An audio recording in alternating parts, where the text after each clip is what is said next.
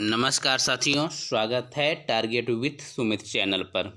साथियों, UPPCS, RO, ARO, BEO और all one day exams के लिए प्रैक्टिस सीरीज चल रही है। यह प्रैक्टिस सीरीज नंबर 16 है। इसके पहले हमने 15 प्रैक्टिस सीरीज अपलोड कर दी है। तो चलिए देखते हैं आज का पहला प्रश्न। टेलीविजन के दूरस्थ नियंत्रण के लिए किस प्रकार के विद्युत चुम्बकीय विकिरण का उपयोग किया जाता है? अवरक्त किरणें, पराबैंगनी किरणें, दृश्य किरणें या उपरोक्त में से कोई नहीं। तो ये हैं अवरक्त किरणें। Option number A. सामान्यतः टेलीविजन रिमोट कंट्रोल में प्रयुक्त विद्युत चुम्बकीय तरंगें क्या होती हैं? अवरक्त किरणें होती हैं। ये देखते हैं अगले प्रश्न को।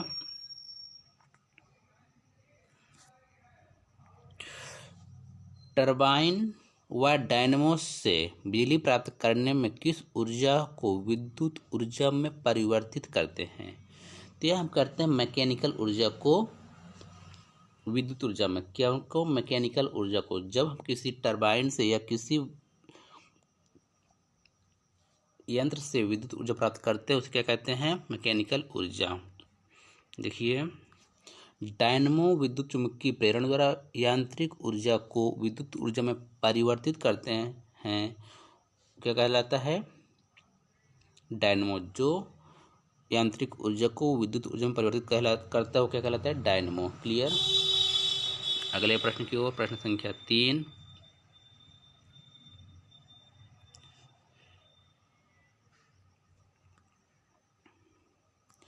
ऐसा उपकरण जो रासायनिक ऊर्जा को विद्युत ऊर्जा में परिवर्तित कर देता है कहलाता है। ऐसा उपकरण जो रासायनिक ऊर्जा को विद्युत ऊर्जा में परिवर्तित कर देता है कहलाता है वह है बैटरी। क्योंकि बैटरी में क्या होता है? रसायन होता है। वह और क्या हमें देता है? करंट देता है, ऊर्जा देता है, विद्युत ऊर्जा देता है। जो हमारे मोबाइल की बैटरी होती है, कौन सी मोबाइल की बैटरी भी क्या है? एक रासायनिक ऊर्जा है। उसमें क्या क्या होते हैं? केमिकल होते हैं। वह हमें क्या देती है? विद्युत ऊर्जा है, इलेक्ट्रिकल एनर्जी। क्लियर। ये देखते हैं। बैटरी द्वारा रासायनिक ऊर्जा को विद्युत ऊर्जा में परिवर्तित किया जाता है। बैटरी कई प्रकार की होती है, किंतु सभी में 3 मूल घटक उपस्थित होते हैं। वे धनात्मक इलेक्ट्रोड, ऋणात्मक इलेक्ट्रोड व इलेक्ट्रोलाइट के होते हैं। बैटरी रासायनिक ऊर्जा को भंडारित कर इससे विद्युत ऊर्जा के रूप में उपलब्ध कराती है, जैसे हमारी मोबाइल की बैटरी। क्लियर। अगले प्रश्न की ओर चलें। प्रश्न संख्या 4। देखिए, टंगस्टन नामक धातु का प्रयोग विद्युत बल्बों में रोशनी उत्पन्न करने के लिए किया जाता है। इसकी खोज टॉर्मन बर्गमैन ने 1781 में की थी। आपको बताना है 4 ऑप्शन, केवल एक, केवल दो, दोनों या उपरोक्त में से कोई नहीं। तो यहाँ सही हो रहा है ऑप्शन नंबर सी, दोनों। टंगस्टन नामक धातु का प्रयोग विद्युत बल्बों में रोशनी उत्पन्न करने के लिए किया जाता है, बिल्कुल सही है। और इसकी खोज की थी टॉर्मन बर्गमैन ने 1781 में, इसलिए ऑप्शन नंबर सी।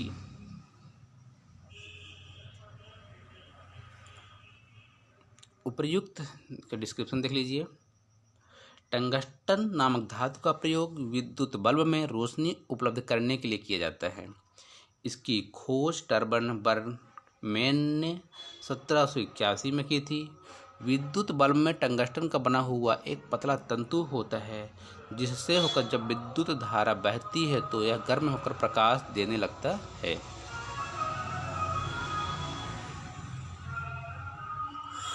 प्रश्न संख्या पे पूछ रहा 5। राष्ट्रीय रासायनिक प्रयोगशाला अवस्थित है। तो यह अवस्थित है आपके पुणे में। कहाँ है? पुणे में। ऑप्शन नंबर सी सही है, पुणे में। ये देखते हैं। राष्ट्रीय रासायनिक प्रयोगशाला की स्थापना वर्ष 1950 में हुई थी। यह पुणे में स्थित है। वैज्ञानिक और औद्योगिक अनुसंधान परिषद की एक संघटक प्रयोगशाला है। चलिए प्रश्न संख्या 6। आपको बताना है फ्यूज में प्रयोग होने वाले तार की विशेषता होती है। ठीक, क्या होती है बताइए? जो फ्यूज में तार प्रयुक्त होता है उसकी विशेषता क्या है? निम्न प्रतिरोधक शक्ति उच्च गलनांक, निम्न प्रतिरोधक शक्ति निम्न गलनांक, उच्च प्रतिरोधक शक्ति निम्न गलनांक या उच्च प्रतिरोध शक्ति उच्च गलनांक। तो यह होता है उच्च प्रतिरोध शक्ति निम्न गलनांक, ऑप्शन नंबर सी। कौन सा सही हो रहा है? ऑप्शन नंबर सी, उच्च प्रतिरोध शक्ति निम्न गलनांक होता है। फ्यूज में जो हमारे तार प्रयुक्त किए जाते हैं उनका गलनांक क्या होता है? निम्न होता है और प्रतिरोध उच्च होता है, ताकि वोल्टेज बढ़ने पर यह तार तुरंत गल जाए। इसीलिए क्या होता है? गलनांक क्या होता है? बिल्कुल निम्न होता है, जिसके कारण हमारा विद्युत उपकरण नष्ट होने से बच जाए। क्लियर? अगले प्रश्न की ओर। प्रश्न संख्या 7 है, प्रत्यावर्ती धारा को दिष्ट धारा में परिवर्तित किया जाता है। प्रत्यावर्ती मतलब अल्टरनेटिंग करंट को डायरेक्ट करंट में कौन परिवर्तित करता है? आपके पास 4 ऑप्शन दिए हैं, डायनमो मोटर द्वारा, ट्रांसफार्मर द्वारा, रेक्टिफायर द्वारा। तो ये होता है रेक्टिफायर के द्वारा, ऑप्शन नंबर डी। कौन सा? ऑप्शन नंबर डी सही है। आइए देखते हैं। और रेक्टिफायर द्वारा प्रत्यावर्ती धारा को दिष्ट धारा यानी डायरेक्ट करंट में परिवर्तित किया जाता है। प्रश्न संख्या 8,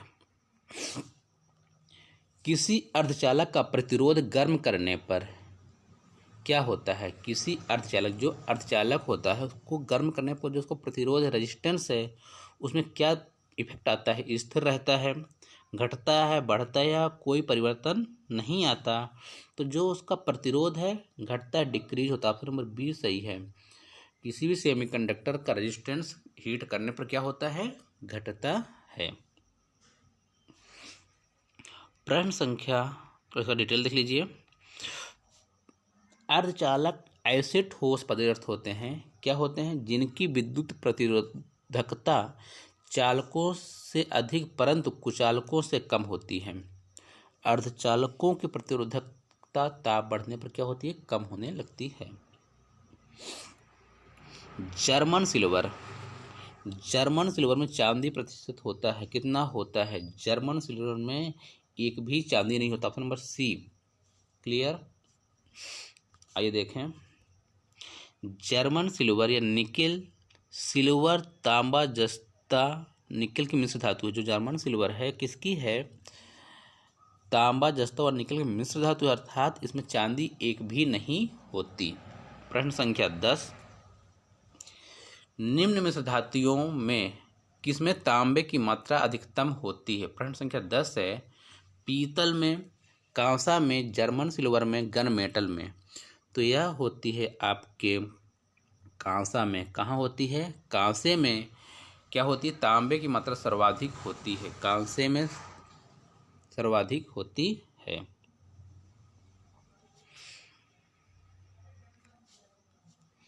कांसा में 88% तांबा होता है, जबकि 12% टिन उपस्थित होता है। कितना होता है? इस कांसे में 88% होता है। और वही पीतल जो दिया है, पीतल में 68 से 71% तक होता है। और शेष क्या होता है? जस्ता होता है। जर्मन सिल्वर में तांबे की उपलब्धि कितनी होती है? 50% होती है, जो ये दिया है। और गन मेटल में जो तांबा होता है 85% होता है। मतलब सर्वाधिक किसमें पाया गया? कांसे, मतलब अर्थात ऑप्शन नंबर बी सही है। क्लियर? प्रश्न संख्या 11, निम्न धातुओं में कौन सी अलगम नहीं बनाती है? आपके पास 4 ऑप्शन दिए गए हैं, जस्ता, तांबा, मैग्नीशियम, लोहा। तो लोहा जो है अलगम नहीं बनाता, ऑप्शन नंबर डी क्लियर यहाँ सही हो रहा है।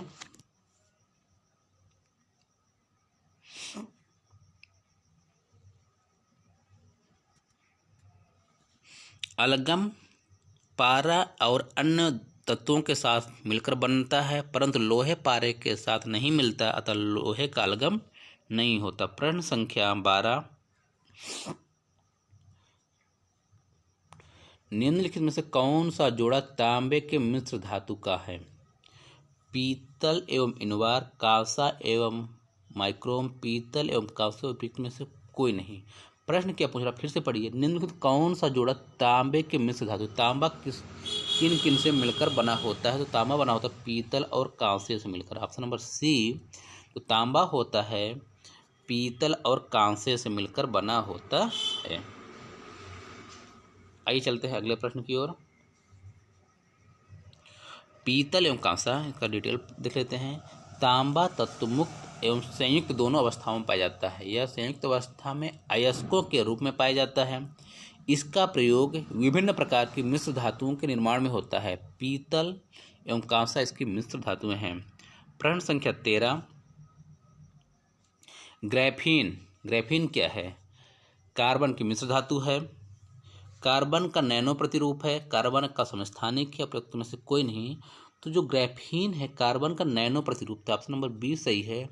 क्या है? ग्रेफीन कार्बन का नैनो प्रतिरूप है। ग्रेफीन एक अणु की मोटाई वाली सामान्य कार्बन की पतली परत है, जिसके नैनो प्रौद्योगिकी के लिए बहुत ही महत्वपूर्ण उपयोग है। क्लियर? प्रश्न संख्या 14, निम्नलिखित में से किस तत्व की कमी को पूरा करने के लिए कीटभक्षी पौधे कीटों को तथा उनका भक्षण करते हैं? निम्नलिखित में से किस तत्व की कमी को पूरा करने के लिए कीटभक्षी पौधे कीटों को पकड़ते तथा उनका भक्षण करते हैं? Manganese, nitrogen, magnesium, sulphur. तो ये है आपका नाइट्रोजन। कौन है? नाइट्रोजन। नाइट्रोजन पौधों की वृद्धि के लिए आवश्यक तत्व है। कीटभक्षी पौधे प्रायः ऐसे स्थानों पर पाए जाते हैं जहां भूमि में नाइट्रोजन की कमी होती है, इसलिए यह कीटों को मारकर उनके शरीर से नाइट्रोजन प्राप्त करते हैं।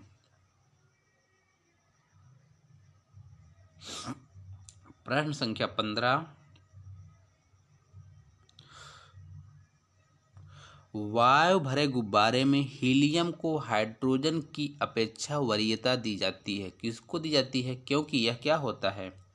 अपेक्षाकृत सस्ता होता है, अपेक्षाकृत कम घना होता है, अपेक्षाकृत अधिक उठने की शक्ति रखता है, वायु के साथ विस्फोट मिश्रण नहीं बनाता। जो हीलियम की अपेक्षा हाइड्रोजन को जो वरीयता दी जाती है, ऐसा हाइड्रोजन में क्या होता है कि हीलियम की जगह हाइड्रोजन भरा जाता है। तो यह है वायु के साथ विस्फोटक मिश्रण नहीं बनाता। ऑप्शन नंबर डी सही है।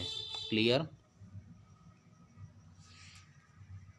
हाइड्रोजन अत्यधिक ज्वलनशील गैस है तथा वायु की ऑक्सीजन के साथ बहुत विस्फोटक रूप से अभिक्रिया करती। हीलियम गैस के गुब्बारों को उठाने की शक्ति हाइड्रोजन गैस की शक्ति का लगभग 92% भाग है, परंतु हीलियम गैस के अक्रिय और ज्वलनशील होने के कारण इसे गुब्बारों में प्रयोग किया जाता है। क्लियर? क्वेश्चन को पढ़िएगा ध्यान से। हीलियम को प्रयोग किया जाता है, ना कि हाइड्रोजन का। हमने गलत बोला, सॉरी उसके लिए। हीलियम को प्रयोग किया जाता है। हम लोग बार बार पढ़ते हैं ना कि गुब्बारे में कौन सी गैस भरी जाती है, तो हीलियम भरी जाती है। चलिए प्रश्न संख्या 16, निम्नलिखित में से खाने का नमक किससे बनता है? आपके पास 4 ऑप्शन है। तो यह बनता है मजबूत अम्ल और मजबूत क्षार से। किससे? मजबूत अम्ल और मजबूत क्षार से। Option number B. प्रबल अम्ल एवं प्रबल क्षार के मध्य अभिक्रिया से नमक बनता है। प्रश्न संख्या 17, फोटोग्राफी की प्लेट पर निम्नलिखित में से किसकी परत चढ़ाई जाती है? Silver oxide, silver bromide, silver chloride या सिल्वर आयोडाइड। तो जो चढ़ाई जाती है सिल्वर ब्रोमाइड के। ऑप्शन नंबर बी सही है, सिल्वर ब्रोमाइड की। फोटोग्राफी की प्लेट पर सिल्वर ब्रोमाइड की परत चढ़ाई जाती है। प्रश्न संख्या 18, हरे फलों को कृत्रिम रूप से पकाने के लिए कैल्शियम कार्बाइड का प्रयोग किया जाता है। हरे फलों को कृत्रिम रूप से पकाने के लिए कैल्शियम कार्बाइड का प्रयोग किया जाता है, क्योंकि यह उत्पन्न करता है क्या? मेथिलीन, ऑक्सिन, एसिटिलीन या फ्लोरोजिन। तो यह उत्पन्न करता है एसिटिलीन। Option number C. क्या उत्पन्न करता है? एसिटिलीन। क्लियर? फलों को पकाने के लिए कैल्शियम कार्बाइड का प्रयोग किया जाता है, क्योंकि यह एसिटिलीन गैस उत्पन्न करता है। फलों को पकाने की प्रक्रिया में कैल्शियम कार्बाइड नमी के साथ अभिक्रिया कर एसिटिलीन गैस बनाता है। प्रश्न संख्या 19, निम्न में से कौन सा बहुलक बुलेट प्रूफ वस्त्र बनाने में प्रयोग किया जाता है? जो बुलेट प्रूफ वस्त्र या जैकेट होती हैं, इनकी हमारे सेना के जवानों की किसके बने होते हैं? तो ये बने होते हैं पॉलीएमाइड की। किसकी बनी होती है? ऑप्शन नंबर बी, पॉलीएमाइड की, ना कि बेकेलाइट की, ना टेफ्लॉन की, ना पॉलीयूरेथेन की। ये बनती है पॉलीएमाइड की। बुलेट प्रूफ जैकेट के निर्माण में पॉलीपैराफिनिलीन टेरेप्थोलेमाइड यानी पॉलीएमाइड नामक बहुलक का प्रयोग किया जाता है। यह सिंथेटिक फाइबर है। इसका ब्रांड नाम केवलर है। क्या है? केवलर। प्रश्न संख्या 20, निम्नलिखित में से कौन सा बहुलक थर्मोप्लास्टिक नहीं है? आपको बताना है। तो यह है neoprene. Neoprene option number B, neoprene क्या है? थर्मोप्लास्टिक नहीं है। बाकी क्या है? थर्मोप्लास्टिक टेफ्लॉन, पॉलीस्टीरीन और पॉलीथीन क्या है? थर्मोप्लास्टिक है। लेकिन नियोप्रिन एक है जो कि आपका थर्मोप्लास्टिक नहीं है। तो साथियों, ये रहे आपके 20 महत्वपूर्ण प्रश्न। तो आपको कैसा लगा? आपकी सिविल सर्विस के लिए बहुत ही महत्वपूर्ण है, इसलिए वीडियो को ज़रूर देखा करिए। अधिक से अधिक शेयर कीजिए, लाइक कीजिए और चैनल को सब्सक्राइब कीजिए। वीडियो देखने के लिए धन्यवाद। आपका दिन शुभ हो। जय हिंद, जय भारत।